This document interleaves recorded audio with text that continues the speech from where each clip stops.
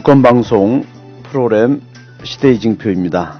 오늘 우리는 한국 천주교의 근현대사를 복음적인 관점에서 짚어보며 민족과 역사 앞에 저지른 교회의 잘못들을 소개하고 또 반성을 위한 재현 그리고 미래를 향한 어떤 우리 해법을 모색해보는 시간을 갖겠습니다. 1999년 12월 구세주 강생 2000년 대인년을 맞이해서 한국천주교 주교회의는 세신과 화해라는 제목으로 과거사 반성문을 발표했습니다. 이 문건에서 주교들은 그리스도의 제자로서 그 사명을 다하지 못했음을 솔직히 고백한다 하면서 대국민 고해성사를 하였습니다. 그러나 참으로 아쉬운 것은 구체적으로 민족의 아픔에 동참하지 못했던 사실들, 그런 내용들은 거의 빠져있고 추상적인 언어로 또 관념적인 언어로 이게 뭉뚱그린 그런 과거사 반성문이었습니다. 좀 너무 형식적인 그런 반성문이 아니었는가 하는 아쉬움이 있었습니다. 그래서 오늘은 우리가 청취자들에게 구체적인 내용을 담은 과거사 반성문을 함께 우리 정리해보는 시간을 갖겠습니다.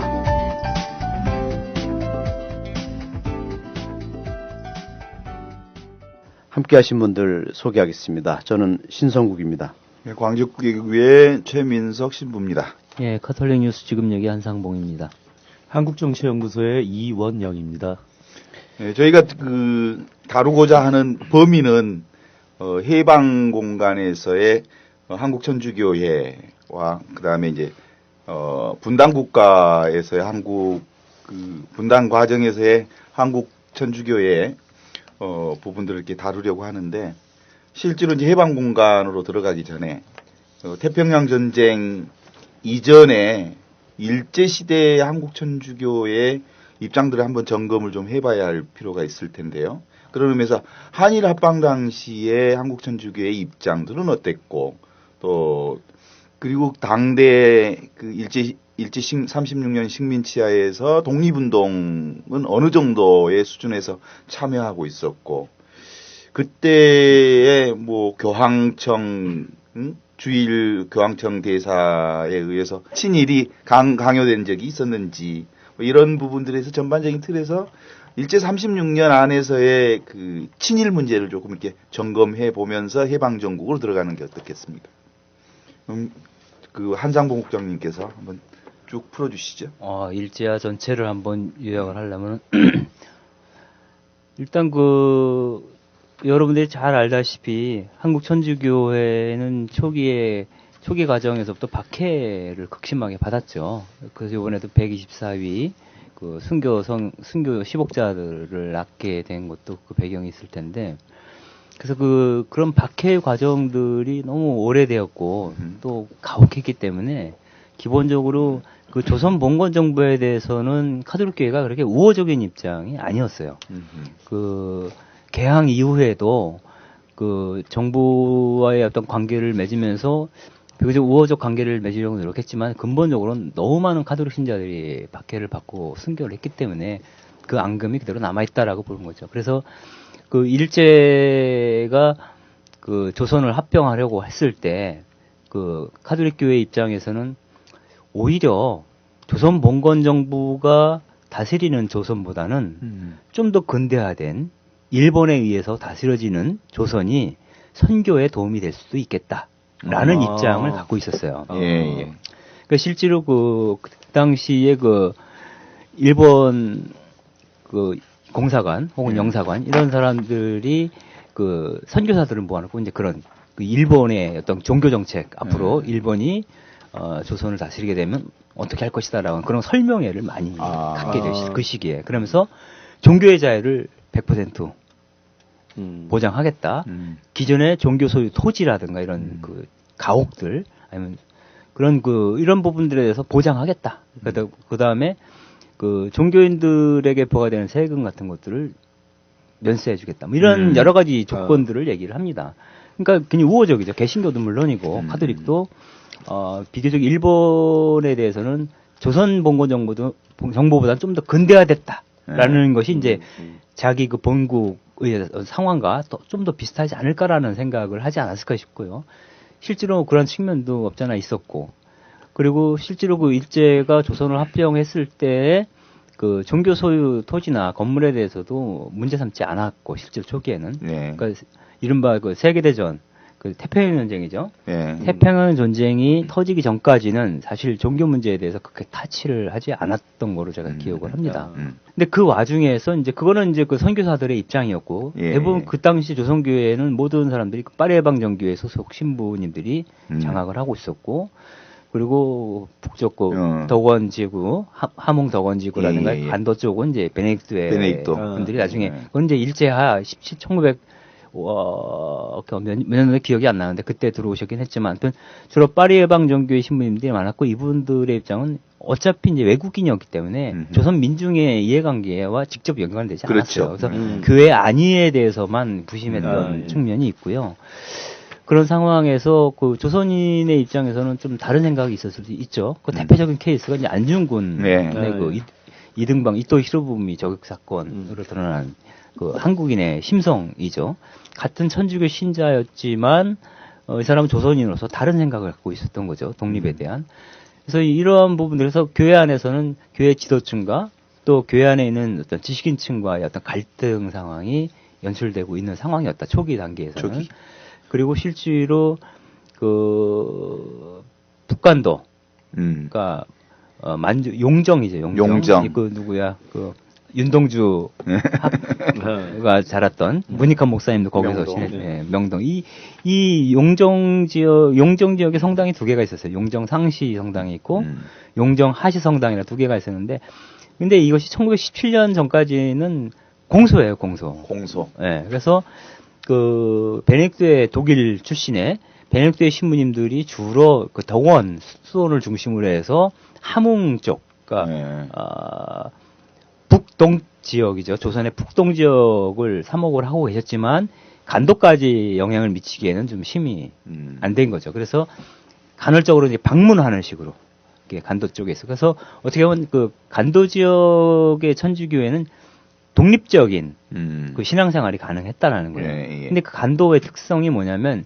그 당시 그 일제 시대에 유일하게 어떤 그 의병 운동이 천주교인들을 중심으로 일어났던 지역인데 예. 국내에서는 완전히 소멸이 됐고, 근데 그거는 뭐냐면 그 당시에 간도로 이주를 한 사람들이 주로 그 일제 총독부의 그 동양척식회사를 내세운 토지조사 사업을 하는데, 그것 때문에 제때 등기를 하지 못한 그런 토지가 다 몰수가 돼버리잖아요. 그래서 이제 그때 땅을 잃어버린 사람들이 대거 만주, 간도 이쪽으로 이주를 하게 돼요. 그래서 간도 지역은 대체로 가난한 자기의 땅에서 유배된 자들이 모여 있는 곳이었어요. 그랬구나. 그러니까 이 사람들이 땅을 잃어버리게 된 게 결국은 일본 때문에 그런 거 아니에요. 일제 때문에. 그러니까 일제에 대한 강력한 저항 의식이 있었고, 실제로 그 국내에서 그 독립운동을 하지 못하게 된 그러한 분들이 대부분 만주나 간도 쪽으로 가서 독립운동, 무장 독립투쟁을 하게 되고, 그래서 독립운동의 근거지이면서 동시에 일제로부터 땅을 빼앗긴 사람들이 모여 사는 곳이기도 하고, 그들 가운데 있는 천주교 신자였거든요. 그러니까 그 사람들이 방우룡이라고 하는 사람을 중심으로 해서 대장으로 해서 의민단이라고 하는 천주교인들의 헌금으로 운영되는 독립단체를 만들어요. 최초의 그 독립운동이 의민단. 의민단. 근데 그 무기들도 다 헌금으로 사고 천주교인들만으로 구성된 무장 독립단체였죠. 이게 나중에 광복군으로 흡수가 돼요. 그래요. 근데 이제 그러한 활동을 했는데, 그러한 상황이었기 때문에 가장 상징적으로 드러나는 게 그 3.1 만세운동 당시죠. 3.1 만세운동 당시에 그 용정에서는 용정 상시성당인가요? 거기서 정오의 종을 치면 그 종소리에 맞춰서 3.1운동을 시작했다 그래요. 예. 그리고 공소구 회장님께서 직접 독립선언서를 낭독하시고. 그러니까 그 당시에 그 북간도 지역의 그 만세운동의 주축이 의외로 천주교 성당과 신자들이었다라는 게 놀라운 사실이죠. 근데 그 그 1910년대 말에 일제가 그 북벌을 시작합니다. 그러니까 북쪽 지역을 토벌하기 시작하죠. 일제가. 그러면서 간도 지역이 일제의 완전한 그 점령 지역이 되면서 그쪽에 있던 그 아까 말한 의민단이라든가 이런 사람들이 다 흩어지죠. 그래서 예. 그 대한강복군이 이쪽으로 합류가 돼버리게 되고, 그리고 그 시점에 가면은 분도회 신부님들이 예. 거기에 상주를 하게 됩니다. 아, 그래서 그 일제 식민지 하에서는 한국교회가 전체적으로 예. 그러니까 전체적으로 이제 그 저항적인, 그러니까 독립운동과 상관하는 운동이 사실은 그 일어났다는 보고가 없어요. 3.1운동 이후에는. 그래서 이제 그러한 것들로 봐서는 그 한반도 전체, 북한도까지 포함해서 그 일제하에서 그 전일적으로 한국 천주교회는 어떤 그 저항운동이나 독립운동에 참여하지 못하고 공식적으로는, 비공식적으로 신자들 입장 개별적으로는 했겠지만 공식적으로 하지 못하고 좀 친일적인 입장, 또 일제에 대한 협력적인 입장, 그 고위 성직자들의 입장과 마찬가지로 그런 입장을 취하게 되는 것이죠. 그런데 그 더 큰 문제는 이제 태평양 전쟁이죠. 네. 태평양 전쟁이 시작이 되면서 일종의 전시체제에 돌입을 하죠. 전시체제 돌입을 하는데, 그때 일제가 요구했던 게 몇 가지가 있어요. 그 중에 하나는 그 창씨개명, 창씨개명. 그다음 신화참배 문제, 이런 문제들이 걸려 있었는데, 그 신화참배 부분에 대한 거는 뭐 개신교에서도 굉장히 논란이 있는 부분이긴 한데, 그 순교한 사람도 많고 그것 때문에. 근데 카톨릭에는 순교한 사람이 기록에는 한 명도 없어요. 왜냐면 교회 공식적인 입장에 따라서 행동하니까 카톨릭 신자들은. 그런데 그 처음에는 이것이 신화참배라는 게 뭐냐, 그 일본의 신도에서 나온 거잖아요. 그러니까 천황 폐하와 그 일족들에게 이제 절하는 것이라고 볼 수가 있는데, 일종의 미신이다라고 이제 그 당시에 그 교회 지침서에는 그 미신으로 규정되어 있어요. 그래서 신사참배를 거부했어요. 한국 교회가. 초기에. 예.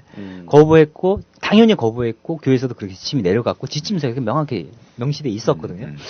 근데 그 전쟁이 터지고 나니까 계속 이제 그 일본 문부성에서 이제 공문이 내려오죠. 이거는 종교 행위가 아니라 국민 의례다. 응?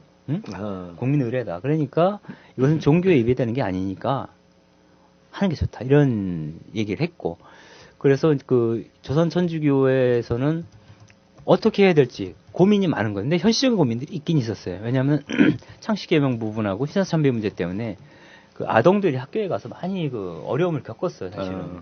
그래서 어떻게 하면 좋을까, 이 고민들이 많이 있긴 했으나, 근데 뭐 교리서에 분명히 이거는 미신이라고 돼 있으니까 안 된다고 규정돼 있으니까 안 한 거죠. 그러니까 그 당시에 그 일본 천주교회에서 교황청에 문의를 보냅니다. 그 신화참배를 해도 좋으냐? 라고 이제 질문을 보내는데, 근거 자료가 그냥 문부성에서 작성한 보고서예요.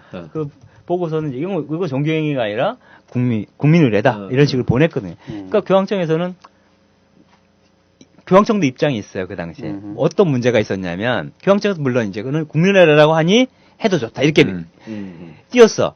근데 거기엔 다른 배경이 또 있어요. 그 당시에 전쟁의 당사자들을 보면은 주축이 독일, 이태리, 파시즘이죠. 독일, 나치, 그 다음에 일본 군국주의란 말이에요. 이 3자 동맹이에요. 동맹, 이 3자가 공산주의를 방어하는 그 동맹을 맺게 돼요, 그 당시에. 그러니까 동맹국인 거예요. 어? 그리고 이태리와 교황청과의 관계에서는 그 무솔리니가 그 당시 비오 11세인가요? 그 교황에게 그 교황령, 빼앗긴 몰수당한 교황령을 돌려주겠다라는 걸 전제로 해서 그 무솔리니와 그 평화협약을 맺게 돼요. 그게 이제 이른바 라테란 조약이에요. 라테란 미략을 통해서 그 교황청과 이태리 파시즘과 연결이 되어 있었어요. 그러니까 교황청 입장에서는 교황청과 그러니까 이태리 파시즘과 연결되어 있다면 그것은 나치랑 연결되어 있고 동시에 일본하고 연결되어 있어요. 그러니까 교황청은 일본과 동맹국 수준은 아니지만 일정하게 그 외교적 관계를, 협력 관계를 유지할 수밖에 없는 정치적인 입장이었어요. 그때는 당연히 국민의례라고 하니 뭐 아. 오케이 이렇게 된 거죠. 그러니까 그거를 근거로 해서 한국교회 계속 일본 천주교회 쪽에서 시사참배 허용하라고 요구를 했지만 그 꽤 상당히 버텼어요. 한국 천주교회에서. 그러다 결국은 일본 그 교황청 주 일본 교황청 대사죠. 마렐라 추기경인데 이 추기경이 이제 한국교회에 계속 요청하는 거야. 왜 하라니까 안 하냐. 나중에는 해도 좋으냐. 해도 좋다로 나오더냐면 하라는 거예요. 강요적으로 간 거죠. 아. 왜냐면 외교적으로 문제가 되니까 그렇지. 이게. 네. 응? 해도 좋다가 아니라 해야 된다로 바뀌고 이렇게 되면서 시사참배죠. 그랬겠네. 예. 이제 그런 의미에서 이제 한국 천주교가 친일을 할 수밖에 없는 큰 흐름은 이렇게 인식될 수 있는데 이제 당대의 그 서울교구 주교였던 노기남 대주교님의 그 친일 행각이라고는 할까요? 이 부분이 아주 두드러지게 나타났다고 그러는데 어떤 점에서 노기남 대주교님의 친일 행각을 이렇게 규정해 볼 수 있을까요? 이게 이제 여러 가지 상황이 있는데요. 그 중에 뭐 간단하게 말씀드리면은, 당시 경성교구장, 서울교구장이 이제 원 라리버 주교였죠. 이분이 파리해방정교회 소속인데, 파리해방정교회는 프랑스잖아요. 본국이. 그러니까 프랑스와 일본은 적성국가예요. 그렇죠. 예, 그렇기 때문에 그 당시가 되면 그 베네딕트의 소속 신부님들 빼고 나머지는 거의 연금 상태에 있거나 이렇게 돼버리고 국외로 추방시키는 그런 과정이 있었기 때문에 현직의 적성국가의 출신의 주교가 있는 것은 말이 안 되는 거거든요. 일본의 입장에서는. 그래가지고 계속 일본인 주교로 갈아치우기 시작해요.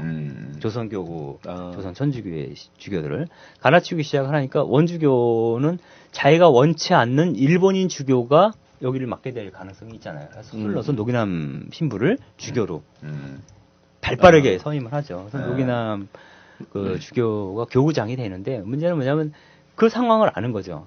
일제와의 어떤 그 갈등 관계에 봉착하게 되면 교권을 상실할 가능성, 교회의 어떤 그 그나마 누리던 자유조차 박탈당할 가능성, 교회가 더 위축될 가능성, 또 더 두려운 거는 그 조선 봉건 정부 하에서 겪었던 그 박해를 다시 경험해야 된다는 두려움, 이런 것들이 막 겹치는 거죠. 이게 장상의 입장에서는 자기 신자들을 보호해야 되는 거, 그리고 교회를 유지해야 되는 거, 이런 게 더 중요하잖아요. 복음이고 나발이고 일단은 그게 더 중요한 거고요. 그렇지. 장상이 되면 그런 게 있어요. 그럴 수 있죠. 어쩔 수 없는 부분이 있는데 아무튼 어쨌거나 그래서 그 노기남 주교님께서 이제 뭐 본의 아니게 한 거겠죠. 그렇지. 본의 아니게 친일의 길로 들어서게 되는 거죠.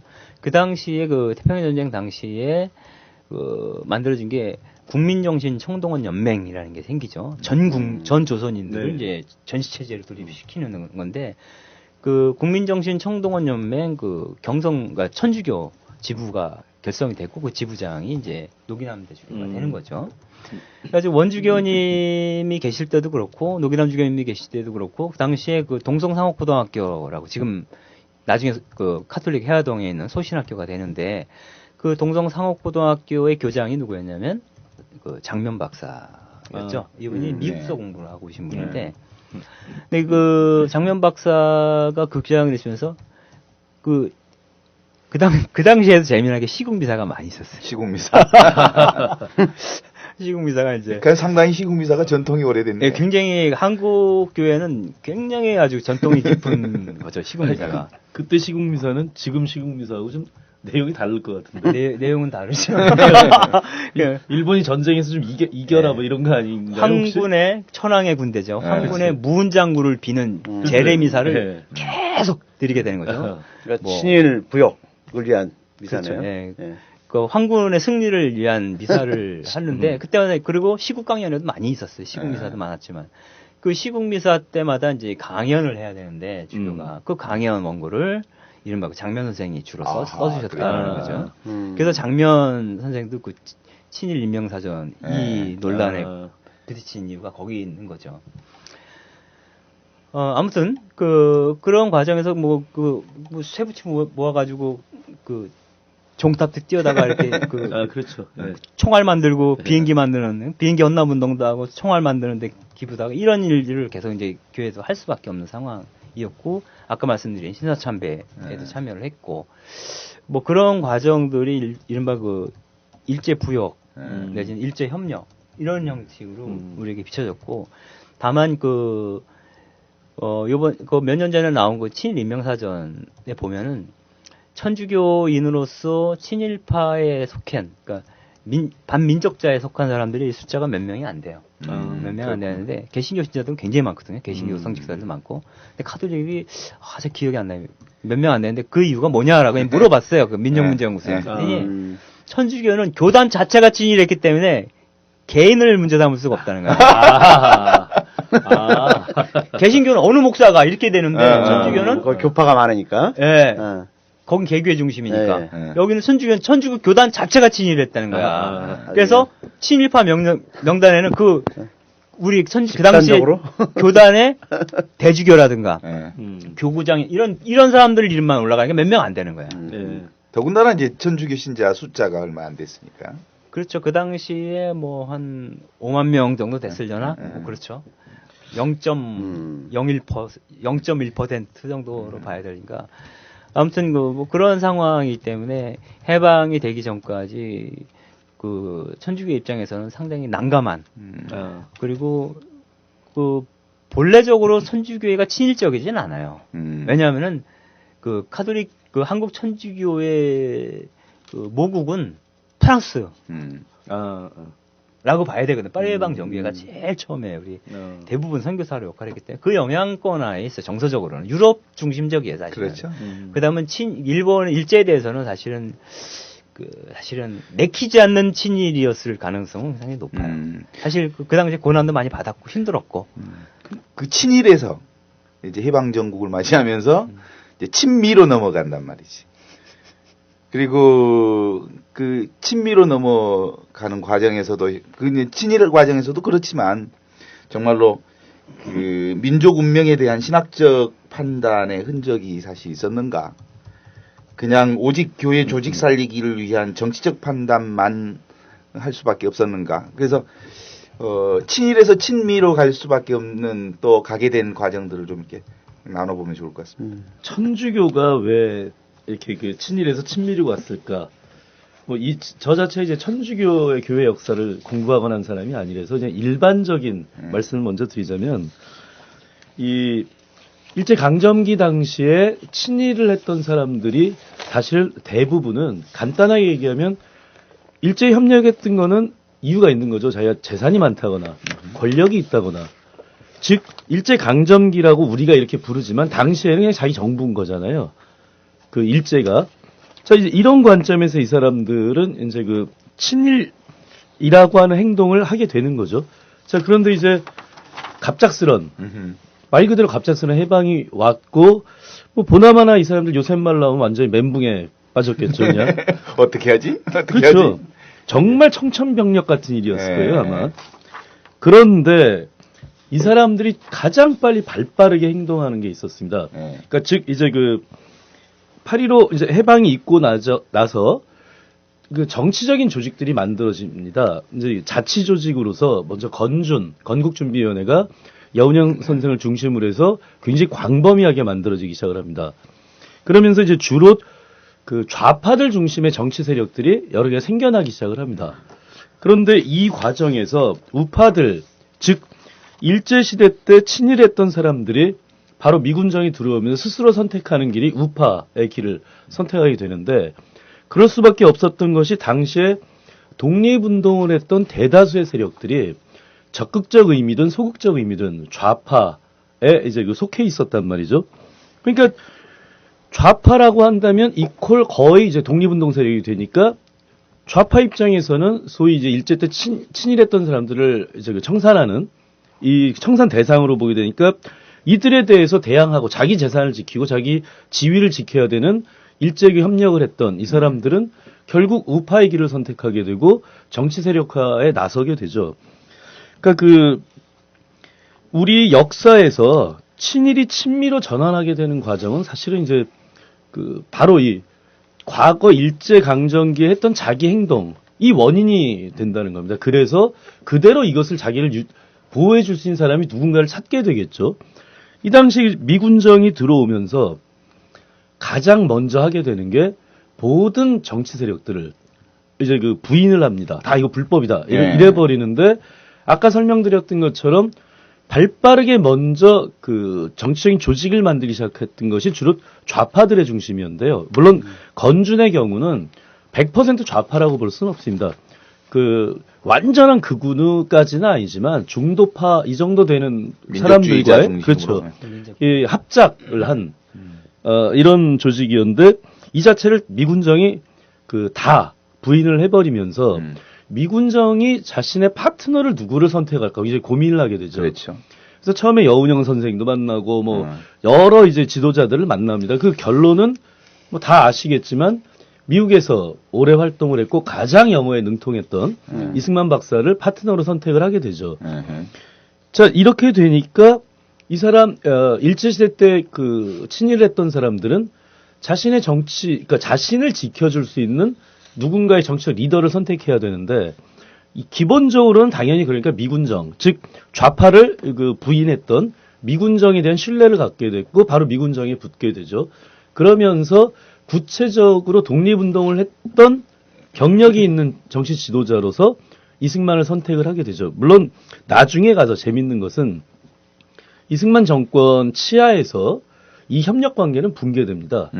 사실은 현재 야당의 근본적 뿌리는 이 그 당시에 그 우익을 선택했던 이런 사람들의 정치적인 역사를 보면 그렇습니다.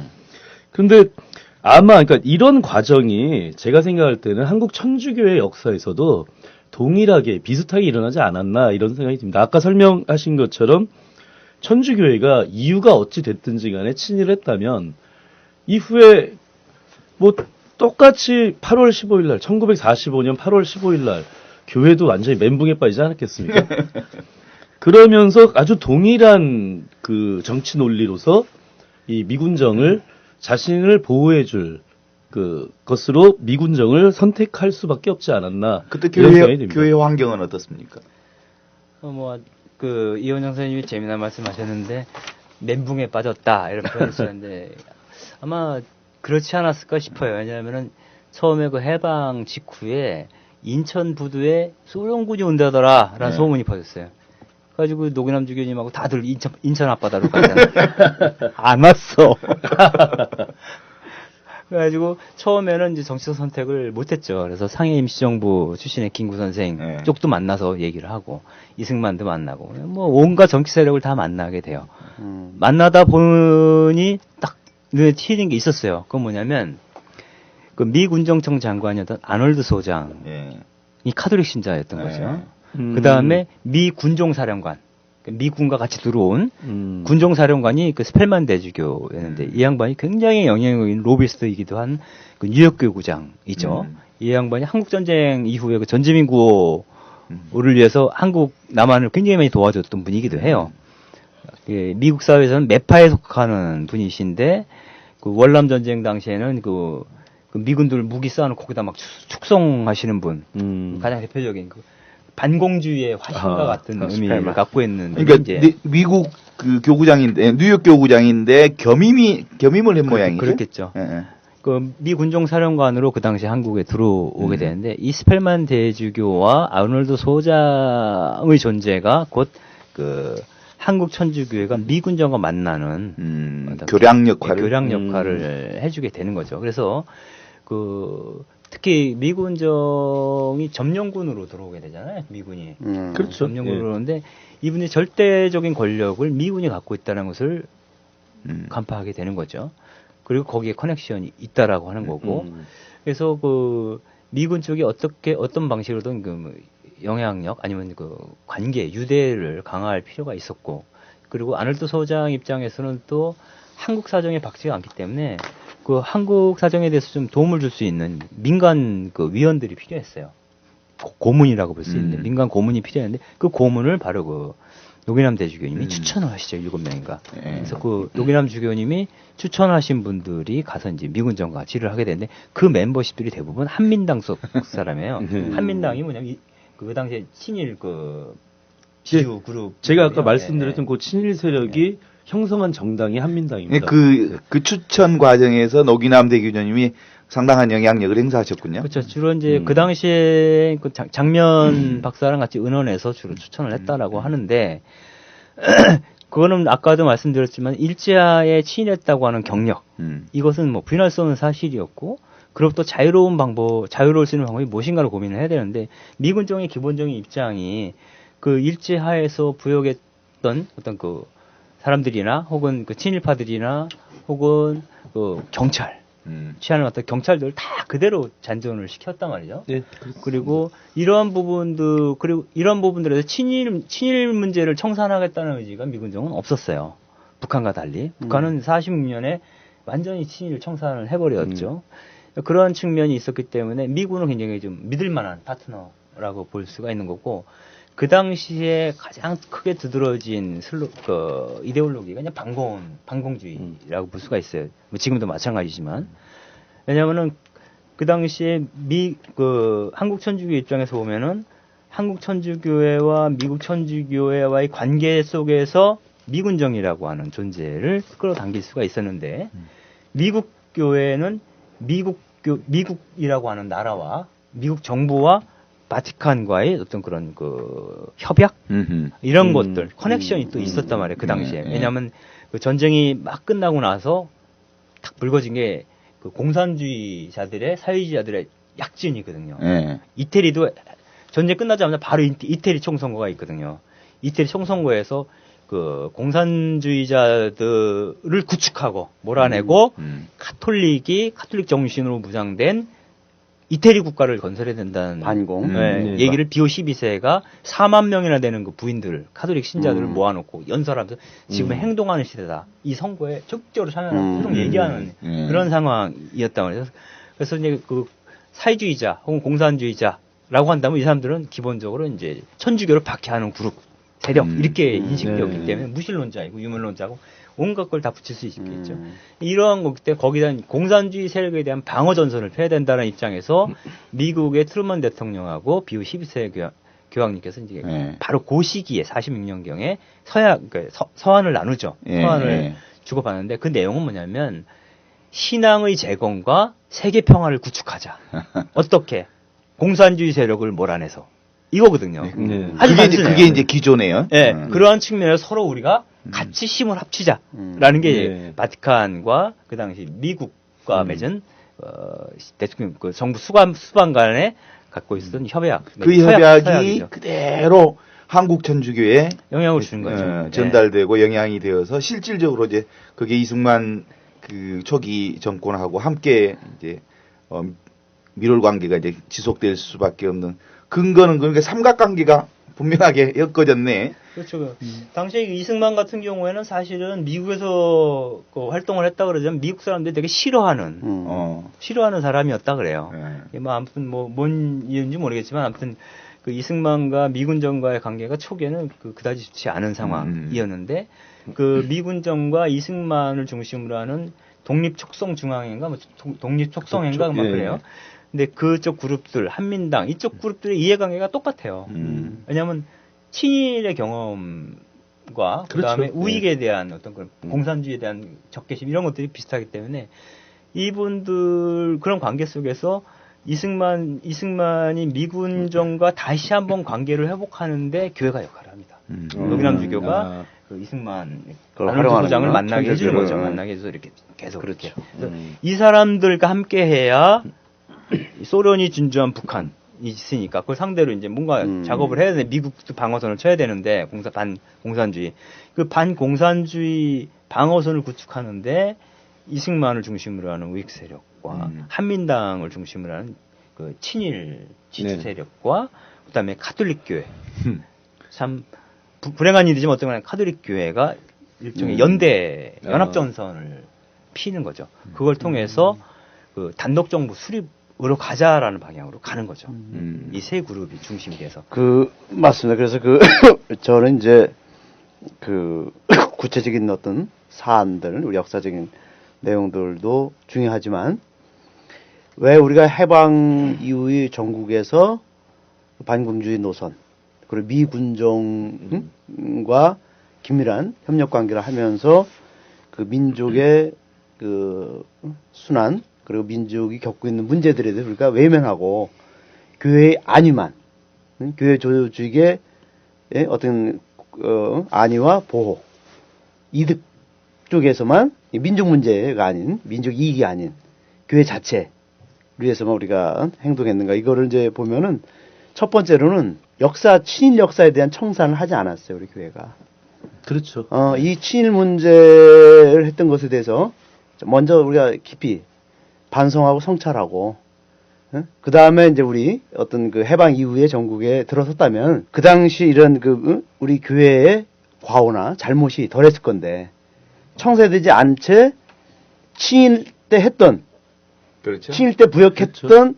교회 자체의 보호를 위해서 일했던 것을 그대로 새로운 그 한국의 그 어떤 권력자들, 그러니까 미 군정이 들어오니까 거기에 또 같이 붙어서 계속 친일했던 것을 이어져 나가는 거죠. 그런 행동 방식으로.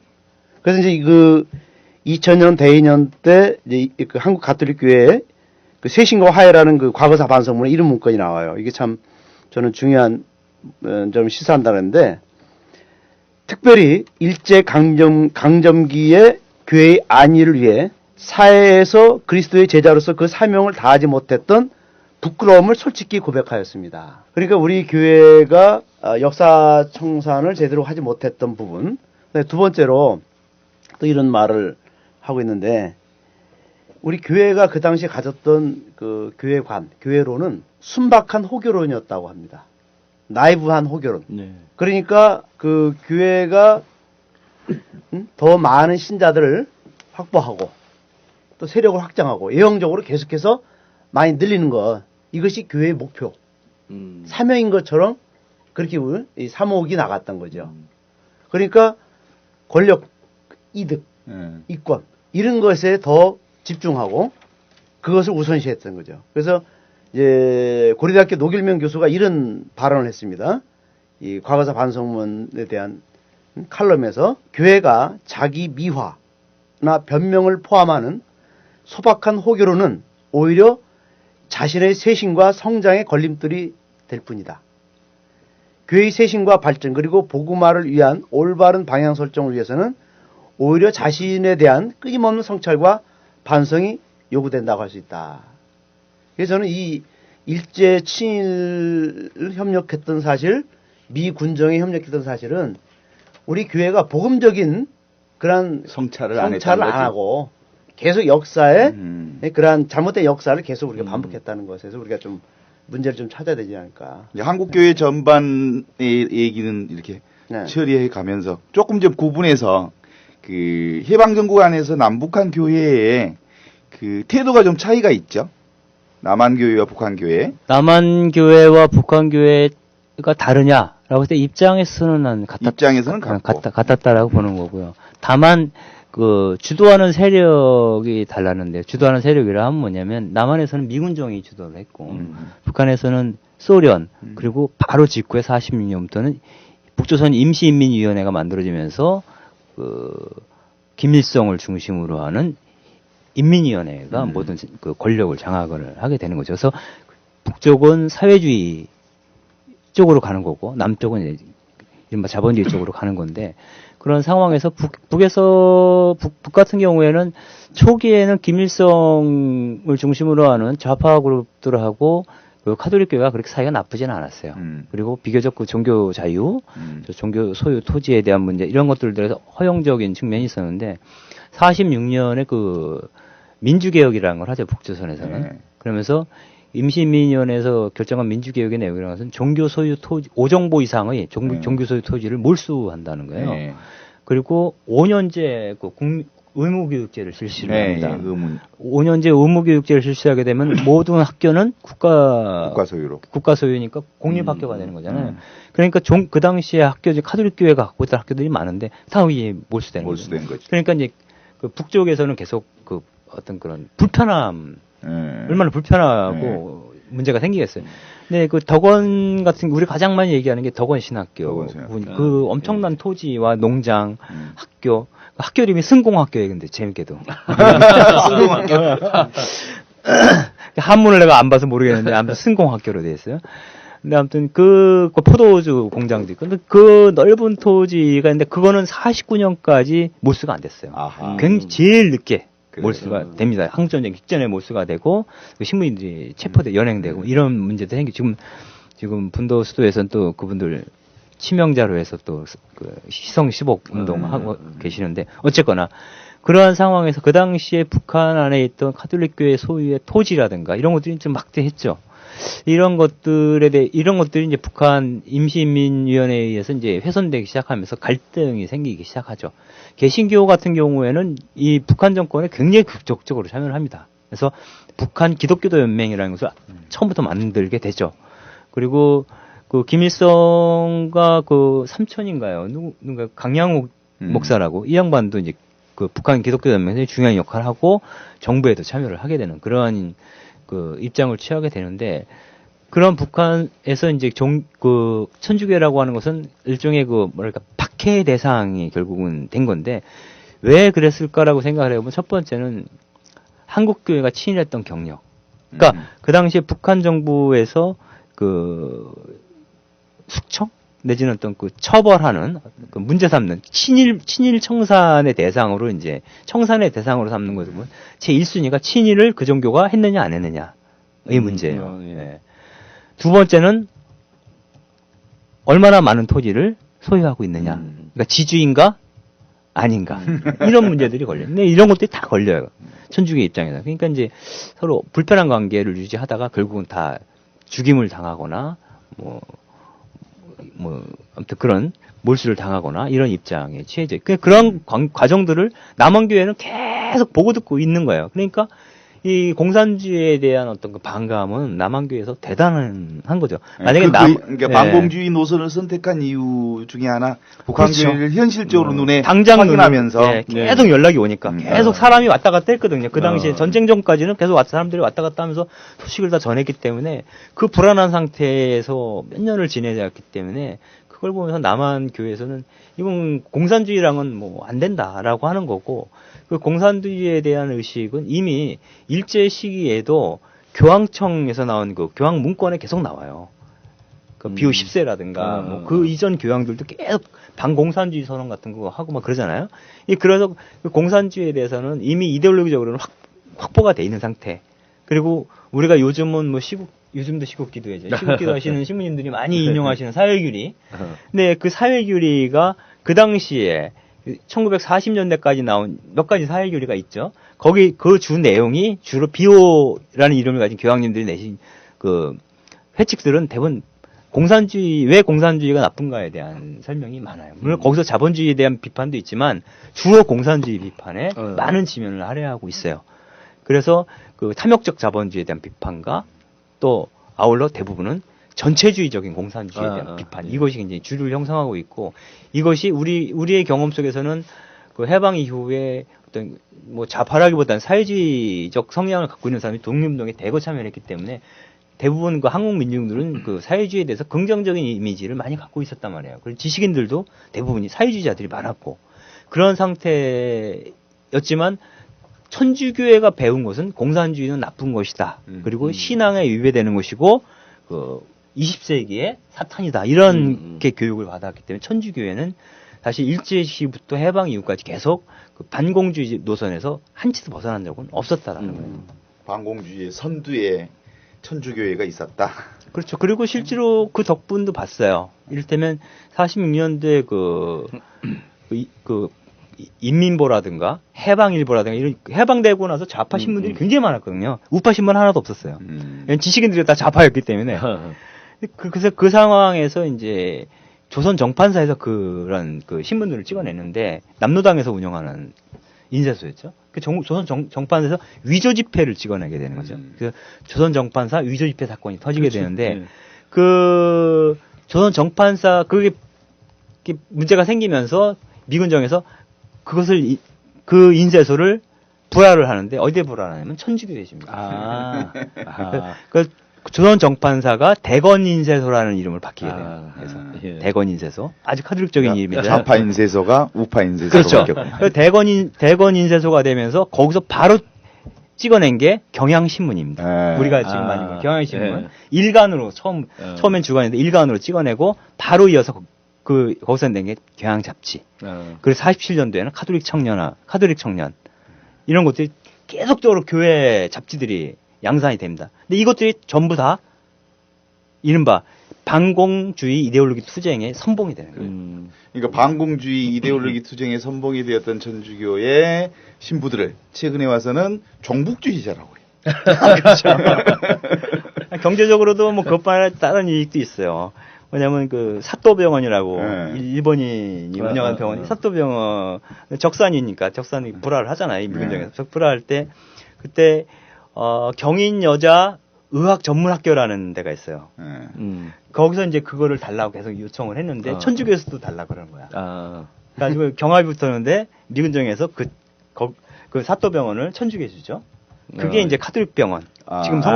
지금 평화방송 자리 있죠. 옛날에 예. 성모병원이었거든, 예. 우리가. 그게 이제 사또병원 자리고. 그걸 미군정에서 불화받은 거죠. 이런 혜택들도 있는 거죠.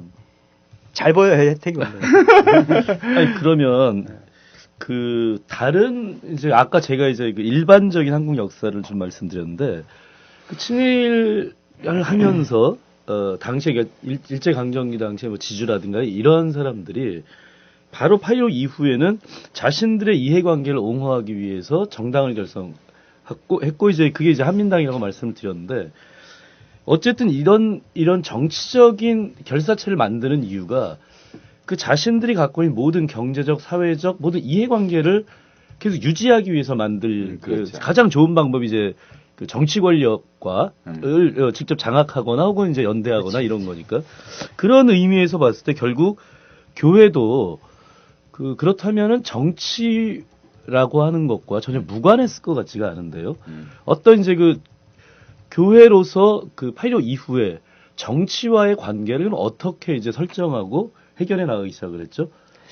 근데 유감스럽게도 해방이 되고 나서 교회가 미군정과의 관계에서 어느 정치 집단보다 더 유리한 입장, 유리한 고지를 차지했음에도 불구하고 정치적으로 자기를 실현할 수 있는 방법이 없었어요. 왜냐하면 일제시대 이후에 양성된 평신도가 없었던 거예요. 사제 중심적인 성직자 중심주의가 너무 강고했기 때문에 그리고 잘 알다시피 개신교는 뭐 연세대학이라든가 이대처럼 그렇죠. 대학을 많이 설립을 했어요. 그렇죠. 구원 말부터 대학을 많이 설립해서 인재 양성에 굉장히 공력을 기울여서 개신교가. 근데 가톨릭은 학교를 세우되 초등교육 이상은 잘 안 세웠어요. 왜냐하면 사람이 교육이 많으면 뭐 신앙이 약해진다는 게 미텔주교의 지론이었기 때문에 모든 교육기관이 없어요, 별로. 그러니까 양성된 평신도 신자가 없었던 거예요.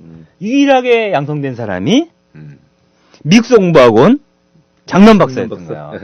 그리고 플러스 알파 몇 명. 그러니까 난감한 거예요. 그러니까 카톨릭 신자만으로 정치 세력하기에는 인재풀이 너무 좁은 거예요. 그래서 아까 말씀드렸듯이 미군정의 인사들을 소개할 때에도 카톨릭 평신도 중에서는 장면 선생 정도 하나 하고 나머지는 다 개신교 사람들이에요.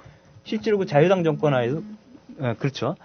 그렇기 때문에 이 방법은 뭐냐면 그런 그 한민당이라든가 이승만 세력들이 정계에 진출할 때 거기에 같이 묻어가는 거예요. 그래서 같이 참여하면서 자기 세력을 키우는 방법밖에 없었어요. 그래서 그 1948년도죠. 48년도. 그 재헌회 선거 7월 17일 재헌회 선거에 보다 많은 카톨릭적 인사들을 보내는 게 이제 희망사항이었고 카톨릭 신자가 아니라도 카톨릭 교회 우호적인 세력들이 대거 국회에 진출하는 것. 그래서 그 사람들이 헌법을 만들고 정부를 구성하는 것을 최고의 목표로 봤죠. 그래서 어떻게 보면 그 당시에 재헌회 선거는 그 카톨릭 교회가 생각했던 어떤 정치적으로 자기가 진출하기 위한 교두보이기도 하고 또 반공주의라고 하는 어떤 그런 이데올로기를 강력하게 실현할 수 있는 기회이기도 하고 뭐 여러 가지 측면에서 굉장히 중요한 선거가 되죠. 그래서 거기에 그 시국대책위원회라고 하는 것을 구성해서 적극적으로 교회가 참여를 하게 되는 과정이 있습니다. 시국대책위원이라고 하는 게 지금의 우리가 말하는 시국미사를 중심으로 한 시국대책과는 전혀 다른 의미의 정치 안에 들어가서 그 우리 카톨릭 교회를 보호하고 신앙인들을 정치인으로 진입시키기 위한 그래서 정치적 보호망을 형성하기 위한 그 시국대책위원이었군요. 근데 그게 실제로 표명할 때는 두 가지를 표명을 해요. 하나는 반공 공산주의를 그 제대로 그 제어하고 그 다음에 카톨릭 이념에 따라서 신국가 건설을 해야 된다. 새로운 국가를 건설해야 된다. 이걸 위해서 이번 선거가 엄청 중요하니까 모여서 기도하자. 그러니까 그 당시에도 시국미사를 계속 하는 거예요. 네, 지금 예. 관련에도 있고. 예, 선거 승리를 위한 시국미사를 계속 했죠, 그 당시.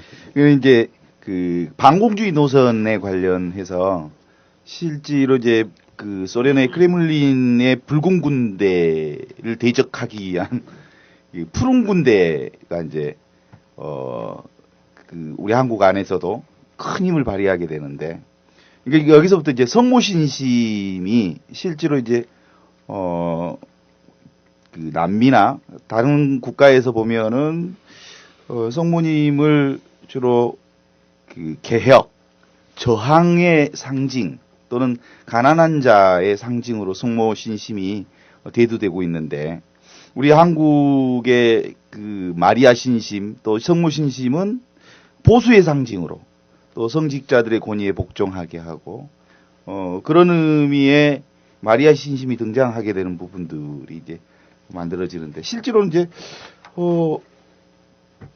가난한 이제 우리 한국 사회에는 되게 많은 뭐 그 파티마 발현, 누르드 발현 더 그 줄이어서 한국 사회에서 나주 발현도까지 이어지는데, 성모님 발현에 대해서 한국 사람들 대단히 많이 관심이 있지만 일반적으로는 그 성모 발현이 그렇게 일반적으로 발현의 의미를 갖지는 않는다고 그래요. 그래서 이제 주로 성모님은 민족주의적인 성향을 띠기도 하고 토착적 신앙의 아주 기본으로 그 성모신심이 자리매김하게 돼 있는데, 한국만큼 유일하게 반공주의 노선의 성모님을 전전 배치시켜 놓고 그리고 결국은 이제 그런 흐름이 그동안에 우리 한국 교육 방금 우리가 이제 함께 그 점검해 보았던 그런 큰 흐름이 성모신심 안에도 아주 그대로 들어왔군요. 그거는 뭐 우리 역사적 과정 자체가 유럽이나 이런 데랑 달라서 그렇지 않을까 싶어요. 우리가 유일한 분단 국가잖아요. 그러니까 뭐 유신 정권 때도 마찬가지였지만은 지속적으로 어떤 그 북한 공산주의 집단에 대적하는 어떤 것들이 필요하다라는 것에서 요구되었고, 그러한 차원에서 하다 보니까 이제 푸른 군대라는 것이 그 나름대로 반공주의를 위한 뭐 신심 행위로 공개적으로 표명된 바는 없으나 실제적으로는 그런 작용한 측면이 없잖아 있다라는 생각이 드는 거고요. 그리고 그 꽈달로페의 성모라든가 흑인 성모 같은 경우는 그 민족의 토착화 문제라는 한관이 있어요. 그 민중의 대중신심과 연동돼 가지고 나온 부분들이 있고, 근데 대체로 우리나라 그 한국 천주교의 신심 행위가 좀 실용적이지 않은가 저는 생각이 들어요. 실용적이라는 게 뭐냐면 다른 나라에서 일어나고 있는 신심, 그러니까 성모 신심에 비해서 유난히 한국 교회가 성모 신심이 강력한데 난 실용적 가치 때문이 아닐까 싶어요. 왜냐하면 우리 한국교회가 급격하게 성장했던 첫 번째 계기는 이제 한국전쟁 이후에 그 우리가 소위 우스갯소리 밀가루 신자라고 얘기하는 실용적으로 식량을 배급받기 위해서 신자가 된 사람이 많았다 이런 얘기를 하는 거잖아요. 그렇처럼 그 지금의 성모신심이 그러니까 병이 걸렸거나 뭐 이런 치유랑 관련이 있어요. 대부분. 우리 순례자들이 루르드라든가 마티마든 어디 가면은 나주 성모가 그렇게 교구에서 반대를 해도 막 제질해도 나주에 몰려가는 이유가 치유된다니까 가는 거거든요. 그러니까 치유 안 되면 거기 안 가거든요. 그러니까 가지고 어떤 그 실용적인 가치에 따라서 신앙행위가 이루어지는 것이 아니냐. 그리고 레지오 마리에도 물론이지만은 푸른군대 같은 경우가 우리나라에서 융성한 이유는 뭐냐면 묵주기도, 구일기도 뭐 이런 거 상관없는 게 이 묵주기도가 뭐예요? 자기가 원하는 걸 이루어지게 구복적인 의미 굉장히 많이 갖고 있거든요. 54일 기도. 예, 그래서 묵주기도가 실용적 가치로부터 시작되기 때문에 한국 교회는 그런 것들을 극구하지 않는 한 우리의 어떤 신앙행위나 신심 형태가 그 복음의 의미로 다가가기 쉽진 않죠. 예, 순교자의 후손들로서 사실 이제 일제 치하를 지내면서 부끄러운 한국 교회사를 지금 한번 쭉 그 점검해 보게 되는데, 정말 그 과정 속에서 그 신학적 성찰 따위는 없는 것 같아. 더 나아가서 신앙의 고민도 없었고, 오직 그 신앙의 선조 순교 시대를 지나서 지금 일제 해방 전국을 거치면서 어둠의 시대를 살아온 우리 교회 역사 안에서 공식적인 그것에 관련한 해명이나 그에 관련한 회계 문건들이 구체적으로 나타나 있는 것이 있습니까? 그 부분은 제가 좀 설명을 간단히 드리겠습니다. 우리가 그 과거사 반성이 2000년대에 있었는데 그 과거사 반성을 제안하신 분이 교황 요한 바오로 2세입니다. 그래서 그분이 1994년도에 제3000년기를 맞이하면서 라는 교서를 발표했습니다.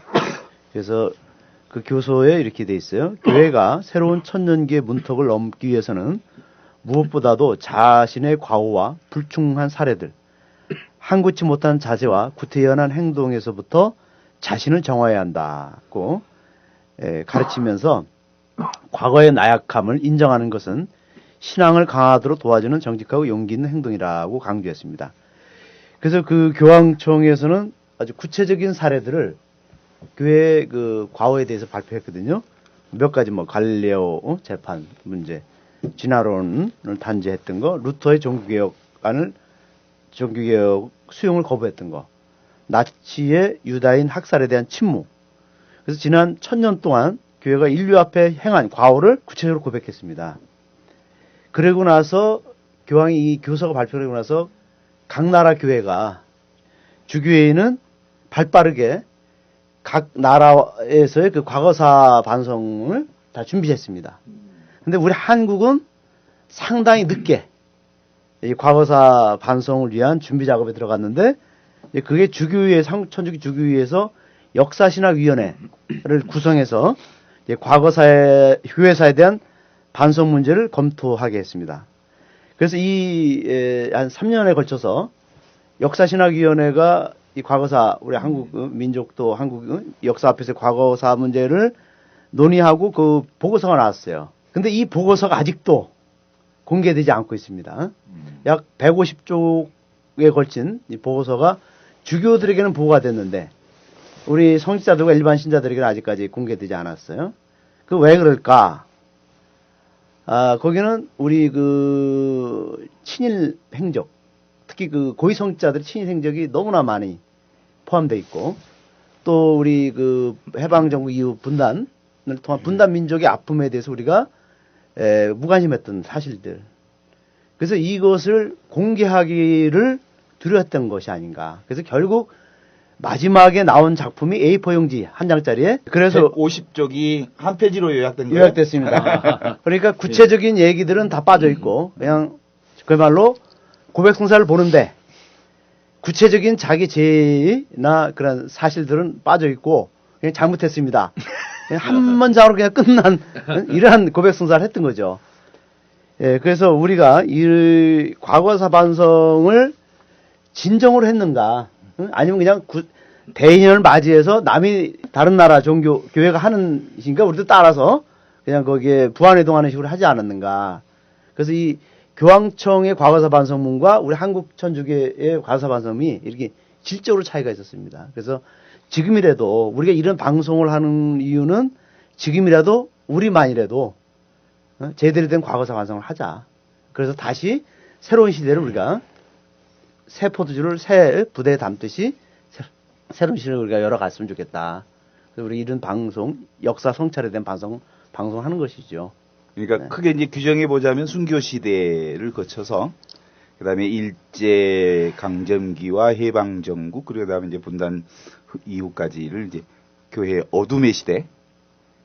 그 이후에 이제 나중에 이제 새로운 그 희망을 만들어가는 시대로 좀 이제 제 3단계로 이제 들어섰을 거라고 보는데 지금 우리가 지금 어둠의 시대를 얘기하고 있는 거죠? 예, 오늘 저희들은 한국 교회사에 대한 반성을 나누어 보았습니다.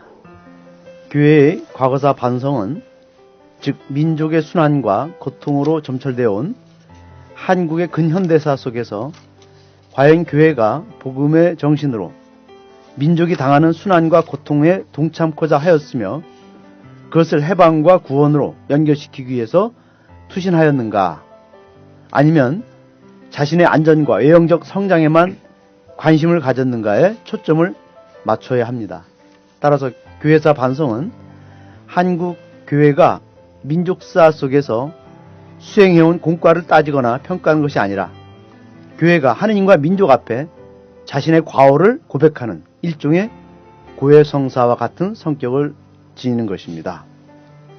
교회사 반성은 반성문을 발표하는 것만으로 끝나서는 안 되고 진정한 반성을 위해서는 고백과 함께 교회의 구조와 사목 정책에 대한 진지한 검토와 쇄신이 따라야 합니다. 그렇게 될 때 과거사 반성은 교회사와 민족사가 화해하는 참다운 한국교회의 고해성사가 될 수 있을 거라고 봅니다. 함께해 주신 여러분들께 감사드립니다. 감사합니다. 감사합니다.